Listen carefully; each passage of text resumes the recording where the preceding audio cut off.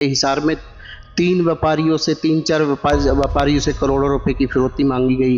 हांसी में एक व्यापारी की हत्या कर दी गई। कल ही इनकाउंटर किया है कुछ बदमाशों का। अब हरकत में आई है पुलिस। पूरी तरह से हरियाणा में कानून व्यवस्था पूरी तरह से विफल हो चुकी है। रेप के मर्डर की घटनाएं डेली हो रही हैं। 4 से 5 ही हत्या डेली हो रही हैं। ना कोई व्यापारी सुरक्षित है। विधायकों को भी 5-5 विधायकों को भी फिरौती के और धमकियां दी गई थी वसूली के लिए। जब कांग्रेस की सरकार थी, हुड्डा साहब मुख्यमंत्री थे, तो सारे जो बदमाश थे वो हरियाणा छोड़ के भाग गए थे और उन्होंने बदमाशी छोड़ दी थी। लेकिन अब दूसरे प्रदेशों के जितने भी बदमाश हैं वो सभी हरियाणा के अंदर आ गए हैं। नायाब सैनी दावा करते हैं कि आगे सरकार हम बनाएंगे। अभी कई तरह की घोषणाएं की हैं, स्टूडेंटों के लिए की है कि इस तरह की, अब लास्ट में इस तरह की घोषणाएं की है। कैसे देखते हैं? ये घोषणा नहीं है, जुमलेबाजी है। जो घोषणा ये पूरी नहीं कर सकते। कांग्रेस पार्टी के प्रदेश अध्यक्ष उदय भान आज हिसार के जो कांग्रेस पार्टी का सम्मेलन है उसमें भाग लेने जा रहे हैं। तो इनसे हम हरियाणा प्रदेश की जो कांग्रेस जो क्या दशा है, दिशा है, इस पे बातचीत करेंगे। सर, सबसे पहले तो आप ये बताएं कि हिसार की ही बात की जाए। हिसार में 3 व्यापारियों से 3-4 व्यापारियों से करोड़ों रुपए की फिरौती मांगी गई। हांसी में एक व्यापारी की हत्या कर दी गई। कल ही इनकाउंटर किया है कुछ बदमाशों का। अब हरकत में आई है पुलिस। तो आप क्या देखते हैं हरियाणा की स्थिति? पूरी तरह से हरियाणा में कानून व्यवस्था पूरी तरह से विफल हो चुकी है और इनके एनसीआरबी के आंकड़ों के मुताबिक भी पूरे हरियाणा प्रदेश को जो सोशल प्रोग्रेस इंडेक्स में भी सबसे असुरक्षित प्रदेश है। यहाँ पर लगभग 5 रेप के मर्डर की घटनाएं डेली हो रही हैं। 4 से 5 ही हत्या डेली हो रही हैं। फिरौती की इतनी बाढ़ आ गई है। ना कोई व्यापारी सुरक्षित है। विधायकों को भी 5-5 विधायकों को भी फिरौती के और धमकियां दी गई थी वसूली के लिए। ये पूरी तरह से पुलिस के भी अधिकारी तक भी सुरक्षित नहीं रहे इसमें, इस सरकार के समय में। अभी आप देख रहे होंगे कि डेली खबर आ रही है कि भी फिरौती और मर्डर सरेआम कोई पुलिस का और सरकार का कोई भय ही खत्म हो गया है। और जब सरकार का भय खत्म हो जाएगा, लॉ एंड ऑर्डर खत्म हो जाएगा, तो यहाँ पर प्रदेश का सारा विकास रुक जाएगा। इन्वेस्टमेंट सारी रुकी पड़ी है। सारा कोई भी यहाँ पर कोई इन्वेस्ट करने के लिए तैयार नहीं है, क्योंकि यहाँ पर कानून व्यवस्था पूरी तरह से ठप है। आम आदमी भयभीत है, व्यापारी पूरी तरह से भयभीत है। तो पहले जब कांग्रेस की सरकार थी, हुड्डा साहब मुख्यमंत्री थे, तो सारे जो बदमाश थे वो हरियाणा छोड़ के भाग गए थे और उन्होंने बदमाशी छोड़ दी थी। लेकिन अब दूसरे प्रदेशों के जितने भी बदमाश हैं वो सभी हरियाणा के अंदर आ गए हैं, अड़ोसी पड़ोसी के प्रदेश से भी। तो यहाँ पर पूरी तरह से कानून व्यवस्था का बिल्कुल बंटाधार होकर के रह गया है। सर, अगर बात की जाए आगे हरियाणा विधानसभा चुनाव होने जा रहे हैं, तो कांग्रेस पार्टी की किस तरीके से तैयारियां रहेगी? कांग्रेस पूरी तरह से तैयार है। आप देख रहे हैं हमारे अभी सारे जिलों में कार्यक्रम चल रहे हैं। हमारा फिर सम्मेलन है, यात्रा हमारी चलेंगी, रथ यात्रा अलग से चलेंगी मेरे हुड्डा साहब की। तो हम पूरा अभी जो हरियाणा मांगे हिसाब अभियान हमने लॉन्च किया है, उसके जरिए जो पूरा हमारे 15 पॉइंट और 15 पॉइंट के अंदर एक पॉइंट पर 5-5, 6 दूसरे जो मुद्दे हैं उसमें हमने सारे उसमें रखे हैं।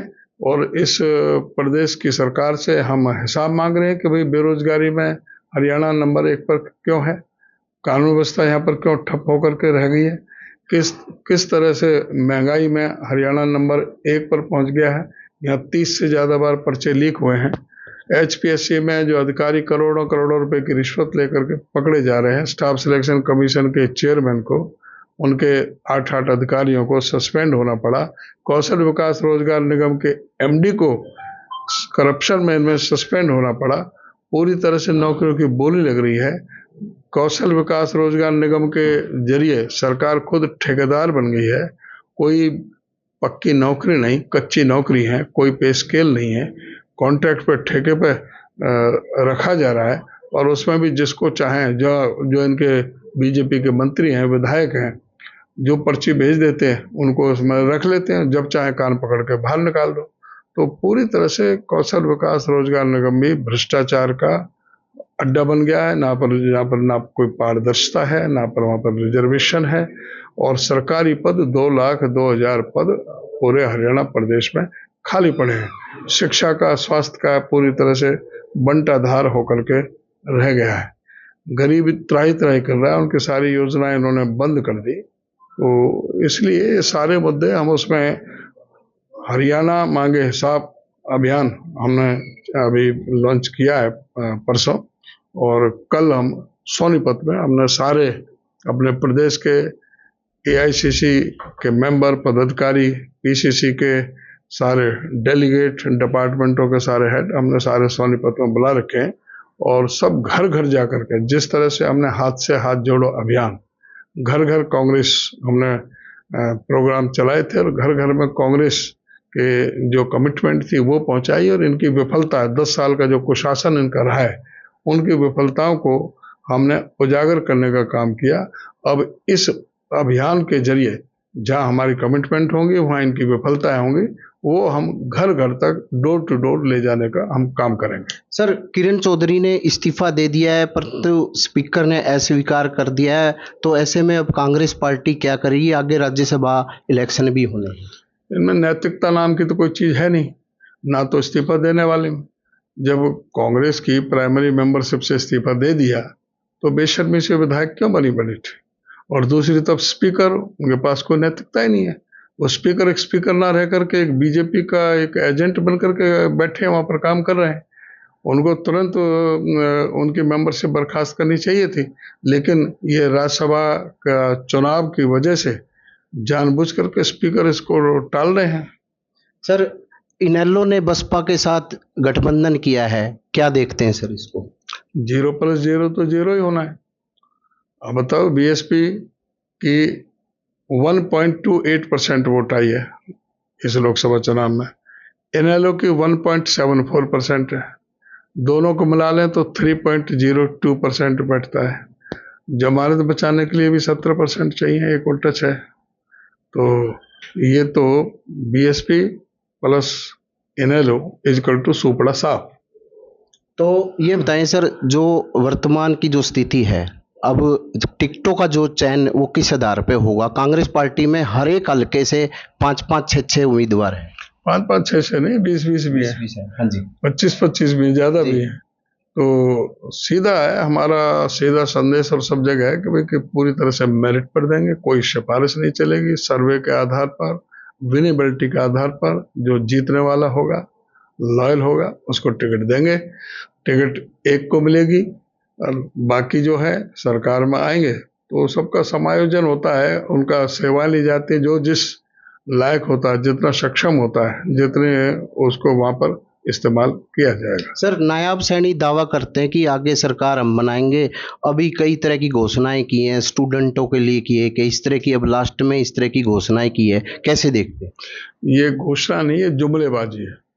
जो घोषणा ये पूरी नहीं कर सकते, तो उसको किस तरह से कर रहे हैं? दूसरा, इन घोषणाओं से ये स्पष्ट हो गया कि मनोहर लाल खट्टर की सरकार पूरी तरह से विफल सरकार रही है। इन्होंने अब खुद मान लिया कि इनके जो भी इन्होंने, मनोहर लाल खट्टर जी ने जो स्कीम चलाई थी, जो ऐप चलाए थे, चाहे परिवार पहचान पत्र है, चाहे वो प्रॉपर्टी आईडी है, चाहे वो मेरा फसल मेरा ब्यौरा है, चाहे वो सीएम विंडो है, तो जो भी इन्हों की ऐप चलाई, वो पूरी तरह से मौजूदा मुख्यमंत्री ने ये साबित कर दिया कि मनोहर लाल खट्टर की सरकार विफल सरकार रही है, और वो गलतियां थी। इन्होंने माना कि भाई परिवार पहचान पत्र और प्रॉपर्टी आईडी में गलतियां थी, और अब हम ठीक कर देंगे। भाई, जो अगस्त 2020 में इन्होंने ये योजना लेकर के आए, अब 24 चल रहा है, 24 चल रहा है। जो 3.5 साल में नहीं कर पाए, 2 महीने में कैसे कर देंगे? 2 महीने में कैसे कर देंगे?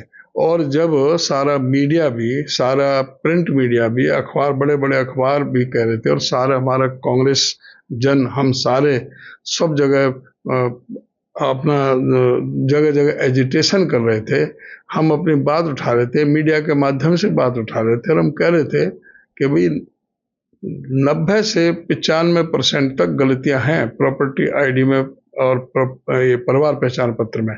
1-1 किलोमीटर की लंबी लाइनें लगी हुई हैं, लोग पूरी तरह से परेशान हैं। ये परिवार पहचान पत्र परमानेंट परेशानी पत्र बन करके रह गया है, तो पूरी तरह से आम आदमी इनसे दुखी है, और ये जब नहीं मान रहे अब मान रहे हैं। अब 2 महीने में ये कैसे ठीक कर देंगे उसको? इसका मतलब पहले तो इनको माफी मांगना चाहिए उन लोगों से, उन गरीब लोगों से जो परिवार पहचान पत्र को हथियार बना करके, जो लाखों लाखों लोगों के, गरीबों के पीले राशन कार्ड काटने का महापाप इस सरकार ने किया। इनको माफी मांगनी चाहिए सभी उन बुजुर्गों से जिसको परिवार पहचान पत्र को हथियार बना करके इन्होंने बुजुर्गों की पेंशन काटने का पाप किया है। तो ये इसी तरह से 100-100 गज के प्लॉट की बात कर रहे हैं, अब देंगे, कौन से देंगे? कोई योजना है तुम्हारी? कोई स्कीम है? स्कीम हुड्डा साहब की थी, 7 लाख लोगों को देने थे, 3,92,000 लोगों को दे दिए, 7,500 जो पाइपलाइन में थे, 4 लाख लोगों का हो गया था, 3 लाख को और देने थे। इन्होंने हाँ तो ये किया था अपने चुनाव घोषणा पत्र में कि हम इस स्कीम को लागू रखेंगे और शहरों में भी इसको लागू करेंगे। आते ही पहली कैबिनेट मीटिंग में सबसे पहले उन गरीब लोगों की गर्दन पर छुरी चलाने का काम इस सरकार ने किया और उस स्कीम को रद्द कर दिया। इन्होंने अपने 10 साल के शासन में एक सिंगल प्लॉट किसी को भी नहीं दिया। आज भी ये नहीं कह रहे कि हम प्लॉट देने जा रहे हैं, नहीं, ये कह रहे हैं कि जो हुड्डा साहब के समय के जो प्लॉट मंजूर शुदा थे, जो हमने रोक दिए थे, उनका पोजीशन हम देंगे। तो इससे इनका पता लगता है इनकी सोच किस तरह से है। बच्चों के वजीफों में भी ये इतना बड़े घपले कर गए, वजीफे इन्होंने तक रोक दिए। तो ये हर मोर्चे पर सरकार विफल है। ये जो भी कह रहे हैं वो सिर्फ लोगों को एक तरह से उनको मूर्ख बनाने के लिए, लोगों को उनको तरह तरह से, उनको इस तरह से कि भाई जुमलेबाजी करके हम लोगों से अपने वोट हासिल कर लें, इनका वो लक्ष्य है। लेकिन किसी भी लक्ष्य में अब ये साबित होने वाले नहीं है। जनता अपनी मन बना चुकी है, इनकी विश्वसनीयता पूरी तरह से खत्म हो गई है। आने वाला समय कांग्रेस का, कांग्रेस भारी बहुमत से 70+ सीट लेकर के हरियाणा के अंदर कांग्रेस पार्टी सरकार बनाएगी। सर, ये अंतिम सवाल, जो आज सम्मेलन होने जा रहा है उसमें कुमारी शैलजा जी भी शिरकत करेंगी, उन्हें निमंत्रण भी दिया गया है, क्या कहेंगे? ऐसा ये पीसीसी का प्रोग्राम है। कुमारी शैलजा एआईसीसी की जनरल सेक्रेटरी है, प्रभारी है, उनके अपने प्रोग्राम है। हमारे सारा प्रोग्राम सबको जाता है, जो भी आ सकता है वो, जो भी नेता वो आएगा, नहीं अपने अपने प्रोग्राम चले हुए हैं। जी, ये थे उदय भान। इनका साफ तौर से कहना था कि प्रदेश में कानून व्यवस्था चौपट हो गई है, ऐसे में और कांग्रेस की आगे विधानसभा को लेकर तैयारियां पूर्ण है। प्रवीण कुमार, हिसार।